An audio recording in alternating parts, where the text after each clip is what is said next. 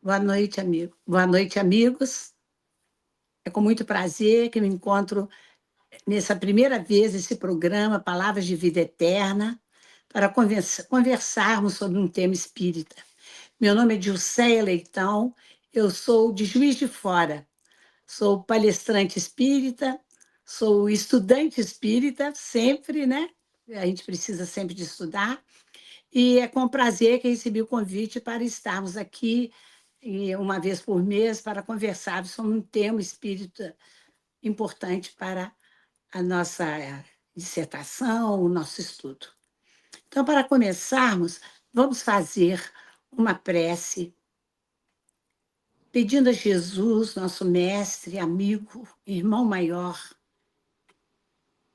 que esteja conosco nesse caminho que vamos trilhar hoje, o nosso estudo, que nos possibilite momentos de paz, de tranquilidade, de harmonia, para nós melhor absorvermos e interpretarmos as, tudo que nos for passado, enfim, nessa noite. E, a partir daí, que nós possamos usá-lo no nosso dia a dia, na nossa vida prática, porque nós sabemos sempre que nós temos tudo aquilo que aprendemos, nós temos que colocar em ação. Assim sendo, pedimos que Jesus e os amigos espirituais fiquem conosco, agora e sempre. Então, hoje nós vamos falar sobre uma reflexão, sobre uma página de Emmanuel, do livro Fonte Viva, que se chama Renova-te Sempre. Então, ele nos serviu de inspiração para a gente conversar sobre esse assunto, que é de extrema importância. Emmanuel, por sua vez, ele se utilizou de um versículo de Paulo, que está na segunda carta aos Coríntios, que fala o seguinte: ainda que o nosso homem exterior se corrompa, o interior, contudo, se renova dia a dia. Não fixando os olhos no que se vê, mas no que se não vê, porque o que se vê é passageiro e o que se não vê é eterno. Então, Paulo vai nos falar vai exortar os homens a se concentrarem nas coisas não visíveis, não do mundo material, mas aquelas que realmente interessam, que são a do mundo espiritual. Ele vai explicar, então, como que os cristãos devem encarar as dificuldades da vida, lembrando que as aflições presentes, por mais pesadas que elas possam nos parecer, elas são insignificantes comparadas à glória que eterna que nos espera se nós conseguirmos superá-las. A mensagem principal é essa, então, nós nos fixarmos no invisível, deixando o que é visível, material, de lado. Então, Emmanuel vai falar o seguinte para a gente, que cada dia tem a sua lição, por mais dolorosa que ela seja, que cada experiência deixa o valor que lhe corresponde e que cada problema obedece a determinado objetivo. Ele vai falar, sobretudo, de 4 situações que nós nos encontramos na nossa vida de provas e expiações. Da enfermidade, da pobreza, da desilusão e da velhice. Falando que são obstáculos, são situações que a gente passa na vida e que devemos superar. Ele fala que muitos há que, frente a esses obstáculos, eles fogem, eles desertam, não é? Eles procuram uma paz que não é a paz real, eles procuram a paz do mundo material. Eles desistem de combater o bom combate, aquele sobre o qual Paulo já nos falou, que nós devemos combater. E lembra ainda, Emmanuel, que muitas vezes o indivíduo tanto foge dessas situações difíceis que procura até a morte, procura abreviar a sua vida nesse processo reencarnatório, procurando uma morte mais precoce, não é? E que, ainda que essa dor, por qualquer motivo, se nos afigure insuperável, nós devemos pensar que nós temos que nós somos colocados por Deus aí, para que nós superemos, para que nós progridamos, para que nós façamos o nosso crescer, crescermos moralmente a partir daí.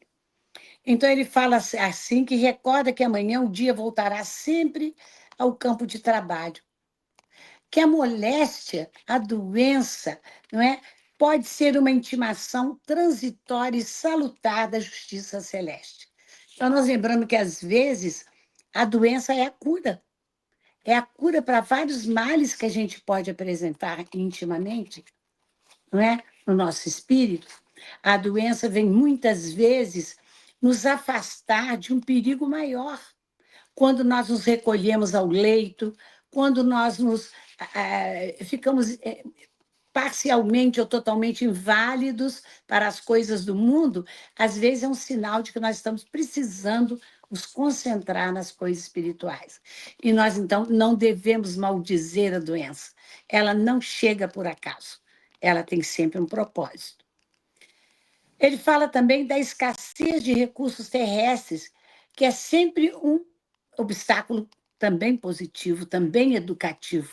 E nós vemos isso lá no Livro dos Espíritos, na questão 814, quando Kardec vai perguntar sobre as provas da riqueza e da pobreza. Então, ele pergunta por que Deus concedeu a uns a riqueza e o poder e a outros a miséria? E os espíritos respondem para provar cada um de uma maneira diferente. Aliás, os espíritos dizem, vós sabeis que são provas escolhidas pelos próprios espíritos, que muitas vezes sucumbem ao realizá-las. E Kardec pergunta na questão seguinte, por qual dessas duas provas é a mais perigosa para o homem? A da miséria ou da riqueza? E os espíritos respondem, tanto uma quanto a outra, porque a miséria provoca lamentação contra a providência, e a riqueza leva a todos os excessos. Ele pergunta ainda, se o rico sofre mais tentações, ele não dispõe também de mais meios para ele fazer o bem? E os espíritos, sim, ele dispõe, mas nem sempre é isso que acontece. Ele se torna avaro, egoísta, orgulhoso e insaciável, e não vai utilizar dos bens que tem para fazer o bem a alguém. Ele vai achar sempre que tem que aumentar a sua fortuna e julga nunca ter o bastante para si mesmo. Então, nós temos que lembrar que a posição do homem no mundo, seja de autoridade, seja de uma posição elevada de riqueza, são provas grandes e arriscadas que o homem tem que encarar e tem que vencer, né? Deus vai experimentar, então, o pobre pela sua resignação ante a miséria, ante as dificuldades financeiras, né? E o rico pelos seus bens e pelo poder, porque a riqueza, em geral, ela desperta muitas paixões mundanas, né? Paixões desse mundo, e nos distanciam da perfeição espiritual. Então, Emmanuel vai passar por um outro tópico. Ele vai falar agora das desilusões, dos desapontamentos de toda forma. Quando você foi abandonado por um amigo, quando você sofreu uma desilusão amorosa, quando os filhos que o deixam de lado, né? Quando há uma desilusão por um fracasso financeiro, ele tem que ser recebido com o que ele chama de fervorosa coragem, porque é o trabalho de seleção do Senhor em nosso benefício. Podemos ter certeza que não vieram essas provas ao acaso. Ainda ele fala sobre o outro problema, que é a senectude do corpo físico, que é a velhice, que não é uma tragédia, é que é natural, né, pelas quais nós temos que passar, senão desencarnarmos cedo, nós vamos passar por ela, então é inevitável. E é a fixação da sabedoria para a felicidade eterna. Uma frase muito bonita de Emmanuel. E é isso que tem que ser encarado. A velhice tem que ser vista com tranquilidade, com uma parte da vida que você, se já não está podendo ser tão diligente quando jovem, você já aprendeu muito, você tem muito que ensinar, você tem muito que colocar dentro de si, para o dia que você desencarnar, você ser melhor do que o dia que você chegou aqui. E ele fala, terminando essa página dele, que nós devemos ser otimistas e diligentes no bem, sempre trabalhando no bem, entre a confiança e a alegria. Porque enquanto o envoltório de carne, aí ele está falando do nosso corpo físico, ele se corrompe, ou seja, ele se degrada, ele envelhece, ele tem as suas doenças, a alma imperecível tem que se renovar, de momento a momento, para a vida imortal. Então, é um convite para a renovação que ele nos faz. E o que é renovação? Se a gente for olhar no dicionário, tem mais de 20 significados, mas renovação é, sobretudo, tornar novo, dar um novo aspecto, uma feição nova, uma mudança, modificar para melhor. É isso que nós queremos lembrar.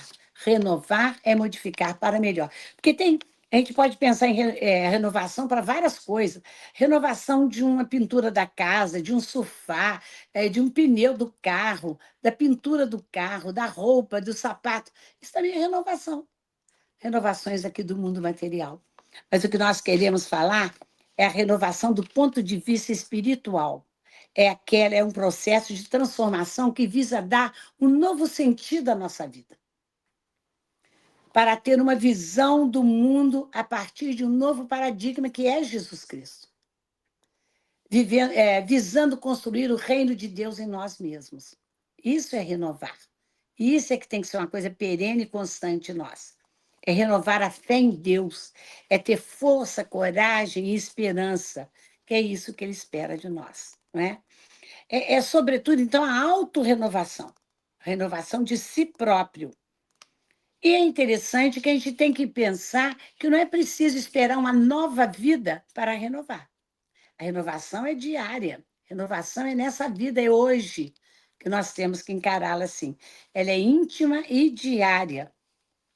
É aquela operação que Paulo chamou de substituir o homem velho pelo homem novo, que tão bem ele explicou, né? E que ele, né, a seguir ele completou. Os que são de Cristo já são novas criaturas, já estão renovados à medida que você aceita o Cristo.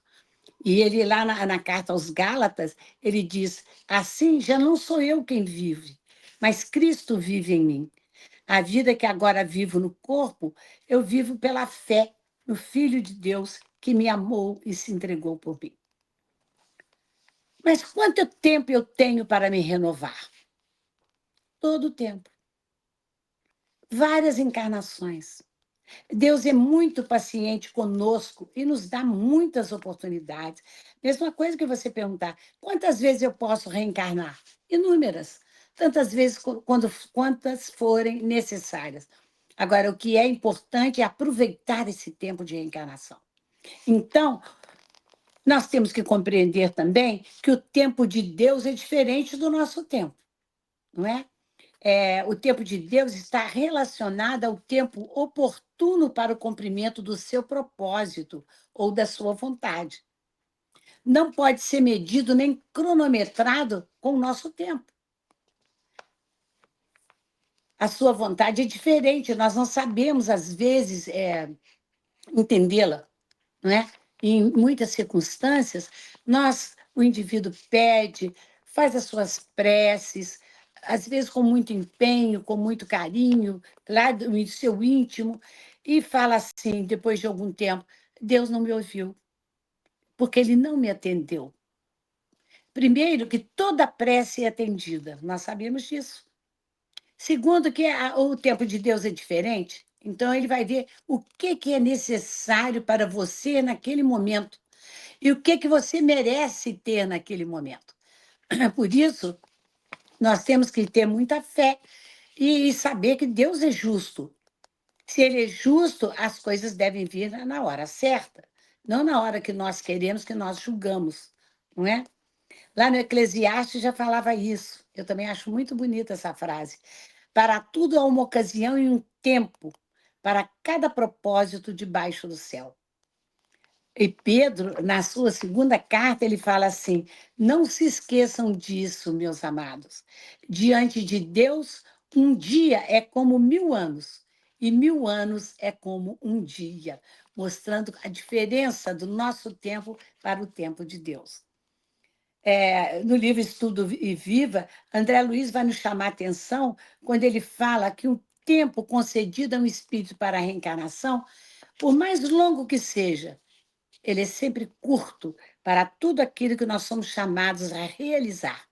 Que importante por isso, e para isso, é o aproveitamento das horas, que nós não devemos deixar de lado. Eu gosto muito, quando falo em tempo também, de uma página da Meimei, que está no livro A Palavra de Jesus, onde ela vai nos lembrar o seguinte: o tempo é um empréstimo sagrado, que nos é concedido. O tempo não é nosso, ele nos foi concedido para nós evoluirmos e trabalharmos no bem. Ele é uma oportunidade de ajudar para ser ajudado, de suportar para ser suportado, de balsamizar as feridas para nós recebermos o remédio também, para nos sacrificarmos na vitória do bem. E que, às vezes, por reprovações e advertências que nós recebemos, no silêncio do trabalho e da renúncia, da humildade e do amor, é que nós vamos nos libertar para a vida eterna. Então, quando a gente fala em tempo, a gente lembra logo. Mas hoje nós vivemos um tempo, sobretudo nos 2 últimos séculos, no anterior, século XX, agora no século XXI, que estamos vivenciando, em que há grandes transformações, há grandes invenções, descobertas na ciência tecnológica, através do microcosmo, ou seja, das coisas pequenas, não é? Microscópicas realmente, dos bacilos, dos germes de um modo geral, as vacinas, e também no espaço infinito, quando o homem faz as viagens espaciais, e também nas aparelhagens múltiplas que são criadas para que o homem cuide de si, do seu corpo, através, então, para fazer diagnóstico ou tratamento, e outros experimentos que atestam tudo de bom que o homem pode conseguir na Terra. Muito bem, isso é na parte física. E a parte moral? Será que o homem progrediu, se renovou na mesma proporção? Que a gente pode, assim, por alto citar só? E nesse século XX e XXI, duas grandes guerras terríveis. A Guerra Fria com a ameaça de guerra nuclear, as bombas atômicas, as guerras localizadas, Vietnã, Oriente Médio e muitas outras, os atentados terroristas, os genocídios, os crimes hediondos, a fome, a miséria. Hoje, nós temos, além da guerra da Ucrânia e no Oriente Médio, nós temos mais de 50 conflitos armados, sendo ao menos 10 deles de grande proporção em 38 países diferentes.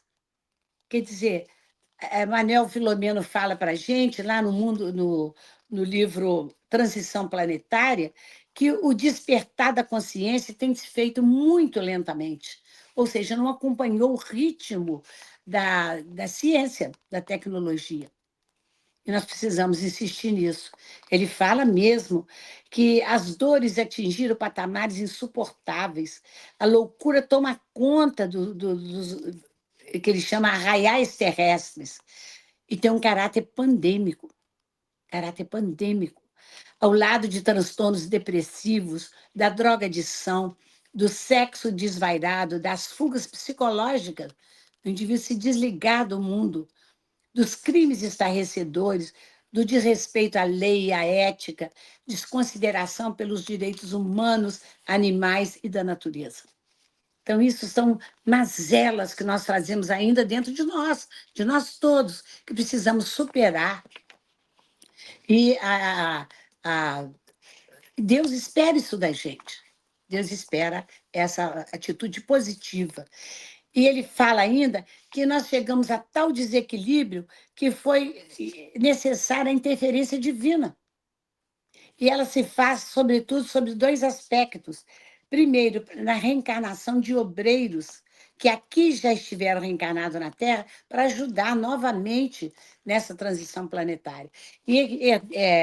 Também os trabalhadores de outras dimensões cósmicas que aqui estão aportando.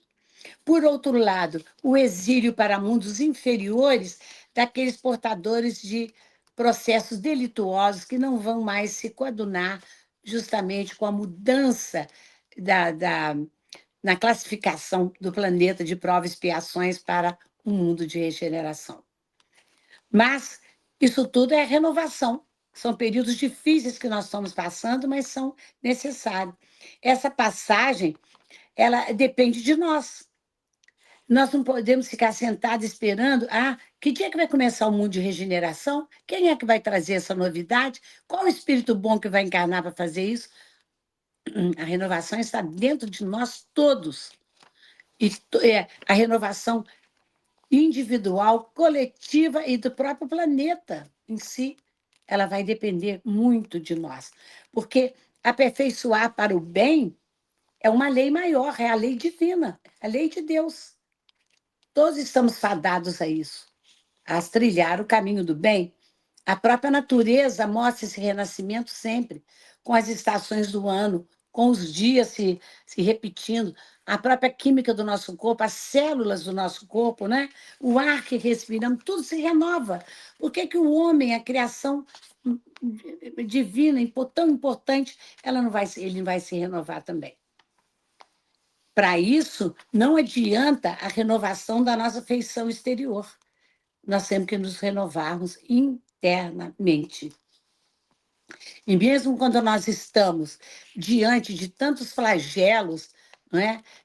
Chamados destruidores, como esses fenômenos sísmicos, as grandes calamidades, o objetivo é fazer a humanidade progredir mais depressa, está lá no Livro dos Espíritos. E o que nós chamamos de destruição, na maioria das vezes, é a transformação até do próprio planeta.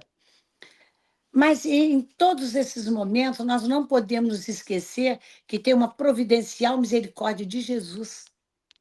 Ele, como governador espiritual do nosso planeta, ele e seus mensageiros, eles estão atentos a todas as ocorrências planetárias, minimizando as aflições humanas, abrindo espaço para um dia que vai ser muito melhor, o dia que o planeta estiver regenerado. Né? No Consolador, na questão 204, Emmanuel vai responder a seguinte pergunta: a alma humana poder-se-á elevar para Deus tão somente com o progresso moral, sem os valores intelectivos? Aí nós estamos fazendo essa ressalva, com licença. Nós falamos tanto no desenvolvimento moral, mas o intelectivo também é importante? Sim, os espíritos dizem. Que o sentimento e a sabedoria, elas serão as duas asas com que a alma se elevará para a perfeição infinita. Que o adiantamento moral e o adiantamento intelectual, os dois são imprescindíveis para o progresso. Mas há uma superioridade do adiantamento moral sobre o intelectual. Ele, no fundo, é o mais importante. E ele pergunta ainda, Kardec pergunta, o progresso moral acompanha sempre o progresso intelectual? É sua consequência, mas nem sempre o segue. Por que o progresso intelectual, às vezes, tem que vir antes?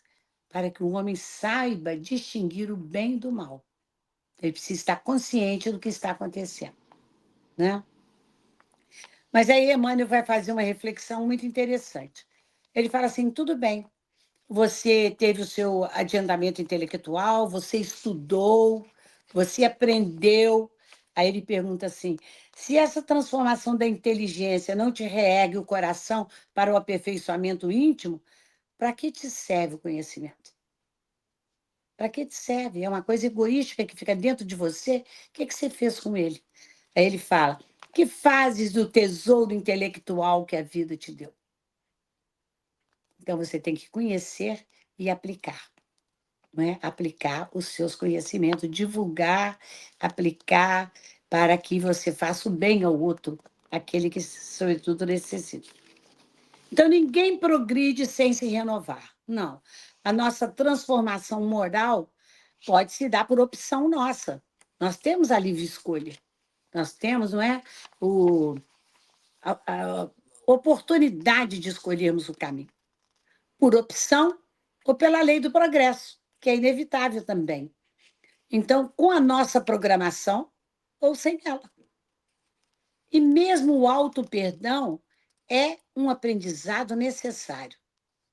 Mas como, então, nós já perguntamos, quanto tempo a gente tem para melhorar? Todo. Agora, o que eu preciso saber para me renovar, para melhorar intimamente? O Kardec vai perguntar isso também.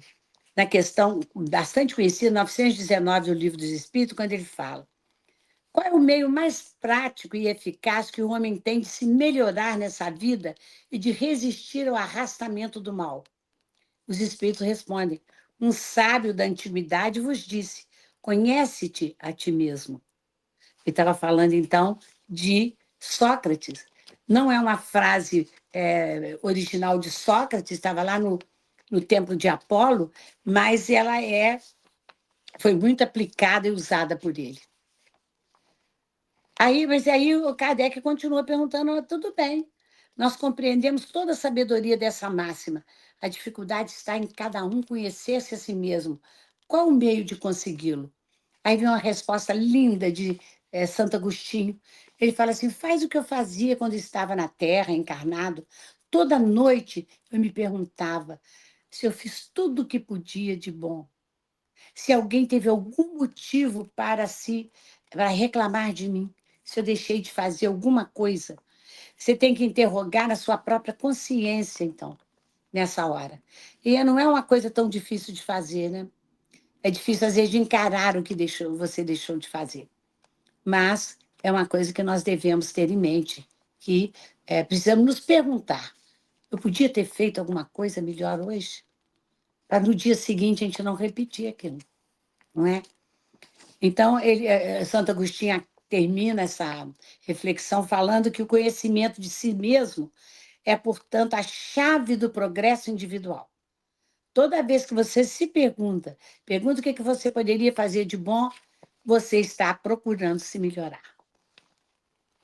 É por isso que Kardec nos fala lá no Livro dos Espíritos, na questão 918, que o verdadeiro homem de bem, aquele que pratica, né, que vive de acordo com as leis divinas, ele pratica a lei da justiça, do amor e caridade. Pronto, nós não queríamos a fórmula? A fórmula é essa: praticar as leis da justiça, amor e caridade. Aí tem tudo que nós precisamos. Se a gente pergunta, interroga a consciência e vê que nós não infringimos essas 3 leis, pronto, nós estamos fazendo tudo o que precisamos para nos renovarmos.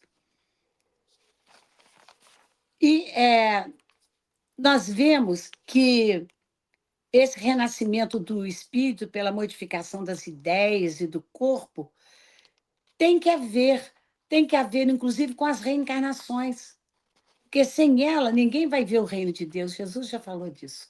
Então, nós precisamos da encarnação para que nós ascendamos espiritualmente e moralmente. Para mim, um grande exemplo de renovação, cada um deve ter o seu que acha mais importante, foi Paulo. Foi Paulo. Paulo, que era um grande doutor da lei, né? No Sinédrio, no templo, era um homem rico, bonito, jovem, e que perseguia os cristãos. Um dia ele levou uma carta lá do Sinédrio para ele perseguir os cristãos em Damasco, na Síria.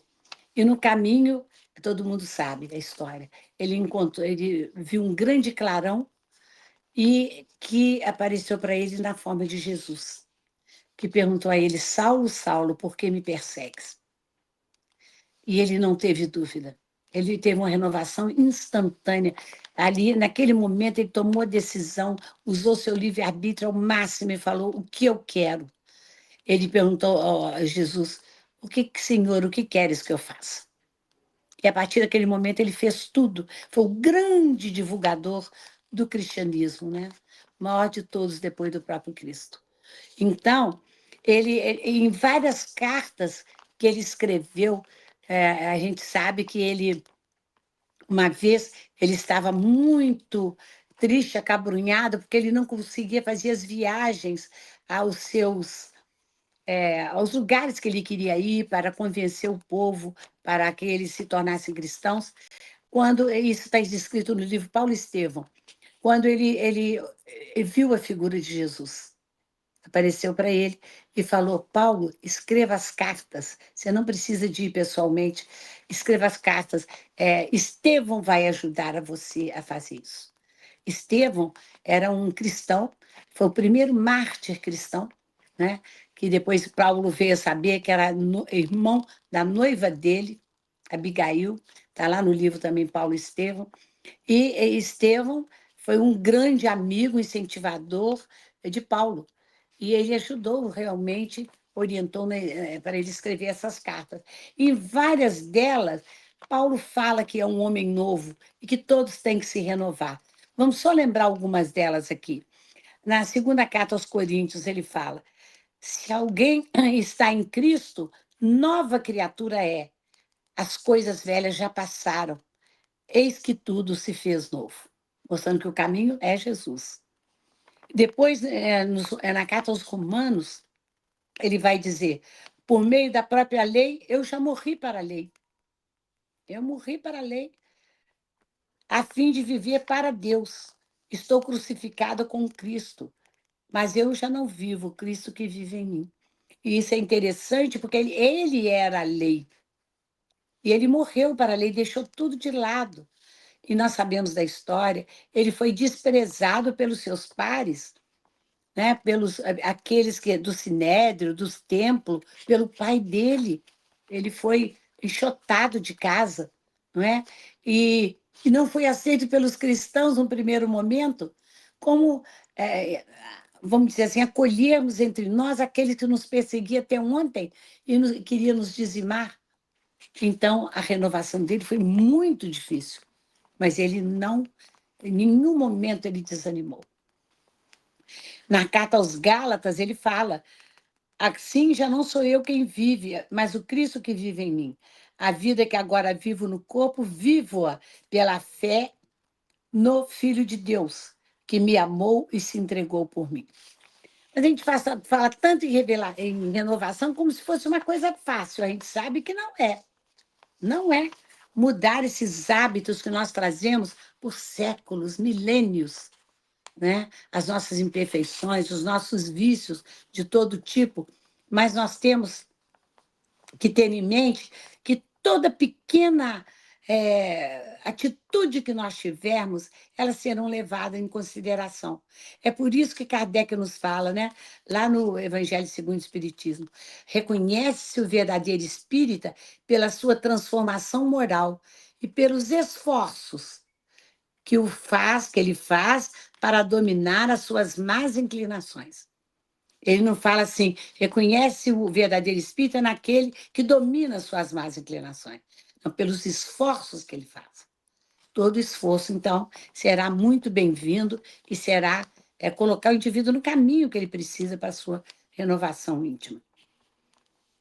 Mas, por outro lado, se a coisa é muito difícil, nós vemos lá em Mateus o que Jesus falou: vinde a mim, todos vós que estáis aflitos e sobrecarregados, que eu vos aliviarei. Então, ele diz que nunca nos deixaria sós, que essa renovação ele estaria sempre ao nosso lado, nos ajudando, nos incentivando.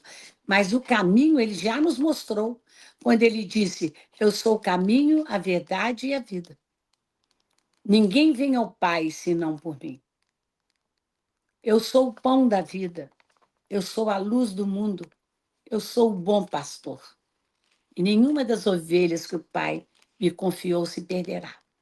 Então, ele também tem muita confiança, muita paciência e nos deu todo o cristianismo, todo o seu evangelho, tudo para nos mostrar qual é o caminho que nós deveríamos seguir, né?